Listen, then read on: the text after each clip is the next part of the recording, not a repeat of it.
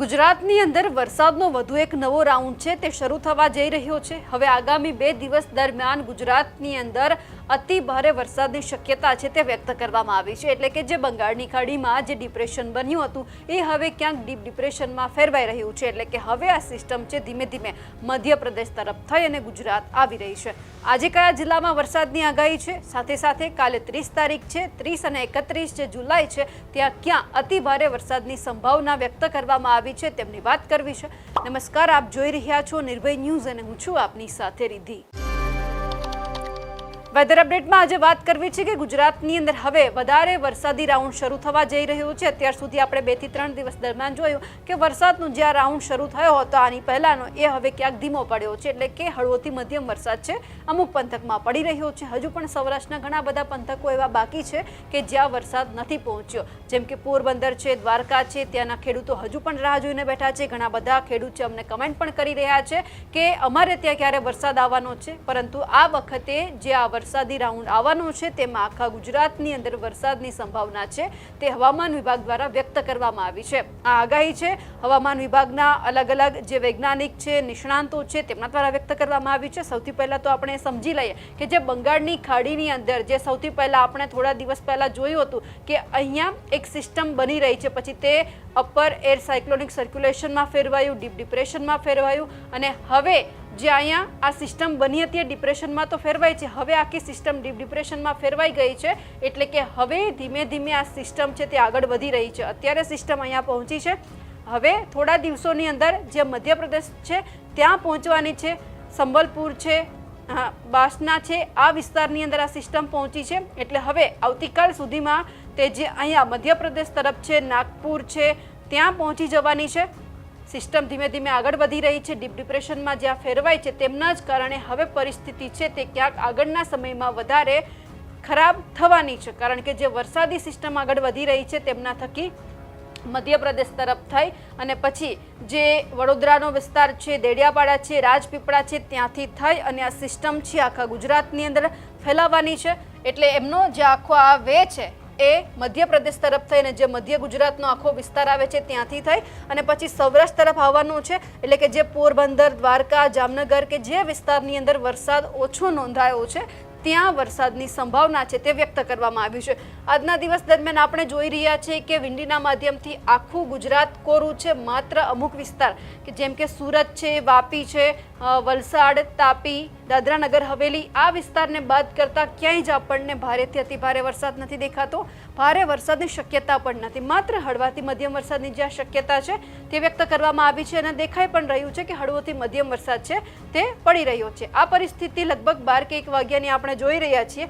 આ પરિસ્થિતિ આપણે દિવસ દરમિયાનની જોઈએ તો કોઈ જાજો ફરક આપણને નથી દેખાતો, માત્ર હળવોથી મધ્યમ વરસાદ છે ગુજરાતમાં પડી રહ્યો છે। રાતના 10 કે 12 વાગ્યાની પરિસ્થિતિ જો આપણે જોઈએ, હવે આવતીકાલના દિવસ દરમિયાન આપણે જે વાત કરી હતી કે જે ભુવનેશ્વર તરફ જે સિસ્ટમ પહોંચી હતી એ હવે અહીંયા પહોંચી ગઈ છે। એટલે કે નાગપુરથી થોડે જ દૂર છે કે જેમની અસર છે મધ્યપ્રદેશ તરફ તો થઈ રહી છે। એટલે કે અત્યંત ભારે વરસાદની સંભાવના છે એ ક્યાંક મધ્યપ્રદેશમાં પણ વ્યક્ત કરવામાં આવી છે, જ્યાં ડીપ ડિપ્રેશનમાં ફેરવાયું છે, ધીમે ધીમે આગળ વધી રહ્યું છે। એટલે આ કાલની પરિસ્થિતિ છે કે લગભગ સવાર પડતા પડતા એ સિસ્ટમ છે ધીમે ધીમે આગળ આવશે। સવારે 9-10 વાગ્યાની આજુબાજુ જે સિસ્ટમ છે એ લગભગ જે મધ્યપ્રદેશનો જે બોર્ડર વિસ્તાર છે ત્યાં પહોંચી ગઈ છે। હજુ પણ જે 30 તારીખે ભારે વરસાદની સંભાવના છે, 31 તારીખે એમના પછીના દિવસે અત્યંત ભારે વરસાદની સંભાવના છે તે વ્યક્ત કરવામાં આવી છે।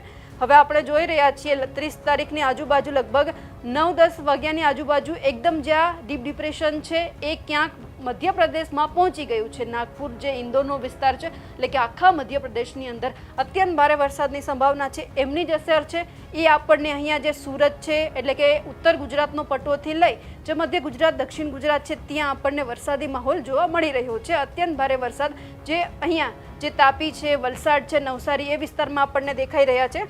સાથે સાથે જે આ સિસ્ટમ છે ધીમે ધીમે હવે આગળ આવશે, એટલે કે 31 તારીખે જે ગુજરાતના જેટલી પણ બોર્ડર વિસ્તાર છે ત્યાં આ સિસ્ટમ અડી જશે।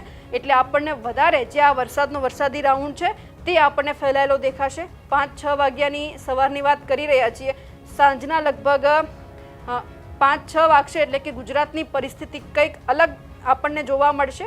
આપણે 31 તારીખના સાંજના 6 વાગ્યાની વાત કરી રહ્યા છીએ કે જ્યાં જે મધ્ય ગુજરાતનો ભાગ છે તમે જોઈ શકો છો રેડ એલર્ટ સાથે અત્યંત ભારેથી અતિ ભારે વરસાદની જે સંભાવના છે તે વ્યક્ત કરવામાં આવી છે. અમદાવાદમાં ભારે વરસાદ છે, ગોધરાની અંદર, પછી વડોદરા છે. દક્ષિણ ગુજરાતની અંદર કોઈ જેટલી વરસાદની સિસ્ટમ નથી દેખાતી કે જ્યાં અત્યંત ભારે વરસાદ હોય, ત્યાં માત્ર હળવોથી મધ્યમ વરસાદ છે. વરસાદ માત્ર જે આખું ડીપ ડિપ્રેશન છે મધ્યપ્રદેશ તરફ થઈને જે મધ્ય ગુજરાત તરફ આગળ વધ્યું હતું, એટલે કે આ વખતનું જે આ વરસાદી રાઉન્ડ છે તેમાં મધ્ય ગુજરાત ઉપર વધારે ધ્યાન આપવામાં આવી રહ્યું છે. એની જ અસર છે સૌરાષ્ટ્ર પંથકમાં પણ આપણને દેખાઈ રહી છે. એટલે એવું કહેવાતું હતું કે જ્યારે આ ડીપ ડિપ્રેશન ફેરવાશે અને ધીમે ધીમે આગળ આવશે, એટલે કે મધ્ય ગુજરાત, ઉત્તર ગુજરાત અને પછી સૌરાષ્ટ્રનો જેટલો પણ આખો પટ્ટો છે એમાં આપણને વરસાદ દેખાશે. તમે જોઈ શકો છો 1 તારીખની આજુબાજુ જે કચ્છ છે, ભુજ, રાપર, જે આ બધા જ વિસ્તાર છે એમને પણ વરસાદે આવરી લીધો છે. રેડ ઝોન આપવામાં આવ્યું છે કે જે અત્યંત ભારે વરસાદની સંભાવના છે. મોરબી હોય, ધ્રાંગધ્રા, માલિયા, રાપર, જે ખલીરબેટ છે, રાધનપુર છે, પાટણ, એટલે કે ઉત્તર ગુજરાતનો આખો વિસ્તાર પણ આમાં આવી જાય છે. એટલે જે ખેડૂતોને હજુ પણ એ સવાલ હતો કે અમારા વિસ્તારમાં વરસાદ નથી, એટલે કે જે આ વરસાદ જે 4 ઓગસ્ટ સુધી ચાલવાનો છે એ જ વરસાદની રાઉન્ડમાં આખા ગુજરાતની પરિસ્થિતિ છે ધીમે ધીમે બદલાશે અને જે વરસાદ છે તે આવી જશે. સાથે સાથે હવે એ પણ વાત કરી લઈએ કે જે 30 તારીખ છે અને 31 તારીખે અતિ ભારે વરસાદની સંભાવના ક્યાં છે, ઓરેન્જ એલર્ટ ક્યાં છે, યલો એલર્ટ ક્યાં છે, રેડ એલર્ટ ક્યાં છે, તો કે નર્મદા, તાપી અને ડાંગ, આ જે 3 જિલ્લા છે ત્યાં અતિ ભારે વરસાદની સંભાવના છે. 30 તારીખની વાત કરી રહ્યા છીએ. છૂટાછવાયા સ્થળોએ ભારે વરસાદ છે તો છોટાઉદેપુર, વડોદરા, ભરૂચ, ડાંગ, સુરત, નવસારી, દમણ, વલસાડ, દાદરા નગર હવેલી કે જ્યાં ભારે વરસાદની સંભાવના છે. આ સાથે સાથે આજે આપણે વાત કરી હતી મધ્ય ગુજરાતના ઘણા બધા વિસ્તાર જેમ કે નર્મદા છે, છોટાઉદેપુર, પંચમહાલ અને દાહોદ, આ જ વિસ્તારમાં માત્ર ભારે વરસાદ છે. બાકી ગુજરાતમાં કોઈ જ પરિસ્થિતિ નથી. અમદાવાદમાં સવારથી વાદળછાયું વાતાવરણ આપણને દેખાઈ રહ્યું છે પણ કોઈ એટલા બધા વરસાદની શક્યતા નથી. આવું આખું આપણને આખા ગુજરાતમાં દેખાઈ રહ્યું છે. સાથે 31 તારીખે અત્યંત ભારે વરસાદની જેમ આપણે આગળ વાત કરીએ એમ કે રેડ એલર્ટ ક્યાં છે, છોટાઉદેપુર, નર્મદા, કારણ કે અહીંયાથી જે આ મધ્યપ્રદેશનો જે આ ભાગ બોર્ડર અડીને આવે છે એ જ વિસ્તારની જે ડીપ ડિપ્રેશનની અસર છે આપણને મધ્ય ગુજરાત તરફ દેખાવાની છે. એટલે કે છોટાઉદેપુર, નર્મદાના વિસ્તારોમાં રેડ એલર્ટ છે. બાકી અતિ ભારે વરસાદ ઓરેન્જ એલર્ટ છે. દાહોદ, પંચમહાલ, વડોદરા, આણંદ, ભરૂચ, સુરત, તાપી, ડાંગ, નવસારી, દમણ, વલસાડ, દાદરાનગર હવેલી કે જ્યાં રેડ એલર્ટ છે અતિ ભારે વરસાદ, અને આ સાથે સાથે યલો એલર્ટ કે જ્યાં ભારે વરસાદની સંભાવના છે. રાજકોટ, અમરેલી, ભાવનગર, બોટાદ, સુરેન્દ્રનગર, અમદાવાદ, ગાંધીનગર, ખેડા, મહીસાગર અને અરવલ્લી, આ વિસ્તારોની અંદર ભારે વરસાદની સંભાવના છે. એટલે કે હવે આવનાર સમય છે એ ધીમે ધીમે આવતીકાલથી જે આ વરસાદનો હવે નવો રાઉન્ડ શરૂ થવા જઈ રહ્યો છે એમાં લગભગ કદાચ હવે ગુજરાતના કોઈ પણ ખૂણા છે તે બાકી નથી રહી જવાના. એટલે કે તમામ ખેડૂતોને હવે વરસાદનો લાભ છે તે મળવાનો છે. આ તમામ બાબતે હવામાન નિષ્ણાંત પરેશ ગોસ્વામી શું કહી રહ્યા છે તે પણ સાંભળી લઈએ. હવે વાત કરવાની છે બંગાળની ખાડીની સિસ્ટમની. આમ જોવા જઈએ તો આપણે ગઈકાલે પણ બંગાળની ખાડીની સિસ્ટમ વિશે વાત કરી હતી.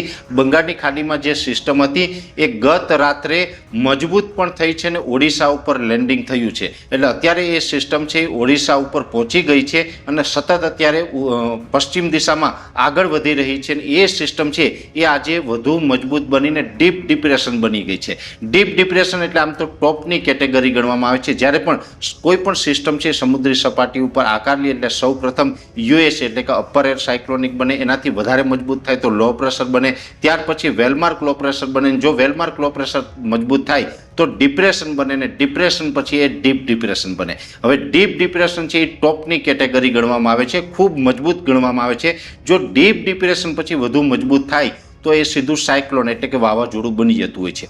અત્યારે કોઈ એ સિસ્ટમ છે વાવાઝોડા સુધી પહોંચે તેવી શક્યતાઓ હાલ દેખાતી નથી, પણ સિસ્ટમ ચોક્કસથી વધુ મજબૂત થઈ ચૂકી છે અને સિસ્ટમ અત્યારે પશ્ચિમ દિશામાં આગળ વધી રહી છે અને અત્યારે એ સિસ્ટમ ઓડિશા ઉપર પહોંચી ગઈ છે.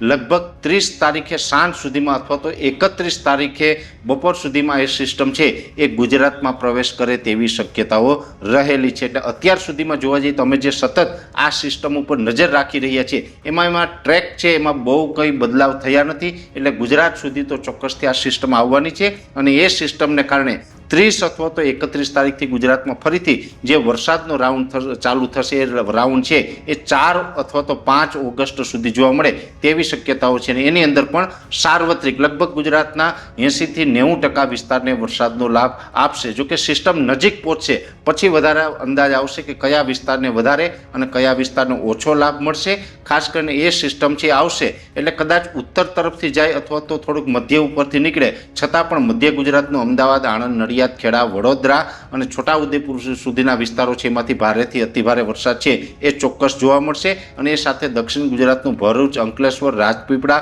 અને સુરત, વલસાડ સહિતના વિસ્તારોમાં પણ ભારેથી અતિભારે વરસાદ નોંધાઈ શકે છે. સૌરાષ્ટ્ર હોય પછી સૌરાષ્ટ્રમાં પશ્ચિમ સૌરાષ્ટ્ર, ઉત્તર સૌરાષ્ટ્ર અથવા તો કહી શકાય કે કચ્છ અને બીજા પણ જે ઉત્તર ગુજરાતના વિસ્તારો છે તમામ વિસ્તારોની અંદર એકંદરે સારા વરસાદ પડે તેવી પૂરેપૂરી શક્યતાઓ અત્યારે લાગી રહી છે. અમારી નજર છે એ સતત આ સિસ્ટમ ઉપર બનેલી છે અને આ સિસ્ટમ વિશે અમે સતત આપને માહિતી આપતા રહીશું. હવે જે ખેડૂતોને સમસ્યા એ થઈ રહી હતી કે એમના વિસ્તારમાં વરસાદ નથી, પરંતુ અત્યારે જે હવામાન નિષ્ણાંતોને સાંભળી રહ્યા છીએ, હવામાન વૈજ્ઞાનિક છે તેમને પણ આપણે સાંભળી રહ્યા છીએ, તમામ લોકોની આગાહી જ્યારે આપણે સાંભળીએ છીએ ત્યારે કદાચ એ લોકોની જે આગાહી છે એ મુજબ એવું લાગે છે કે ગુજરાતની અંદર આ વખતના વરસાદી રાઉન્ડમાં કોઈ પણ ખૂણો છે બાકી નથી રહેવાનો. અલગ અલગ પંથકમાં અલગ અલગ વરસાદ છે તે નોંધાવાનો છે, પણ આશા પણ એ જ રાખીએ કે જે અત્યારે વરસાદની આગાહી કરવામાં આવે છે એ જ મુજબ વરસાદ આવે અને આખા ગુજરાતની અંદર જ્યાં જ્યાં વરસાદ બાકી છે ત્યાં જાય, જેથી કરીને ખેડૂતો પણ ક્યાંક રાહત થાય. તમારા વિસ્તારમાં અત્યારે વરસાદ છે કે કેમ તેમને લઈ આપ શું માનો છો કમેન્ટ કરીને ચોક્કસથી જણાવજો. સાથે જ અમારી નિર્ભય ન્યૂઝ ચેનલને લાઇક, શેર અને સબસ્ક્રાઇબ કરવાનું ભૂલશો નહીં. નમસ્કાર.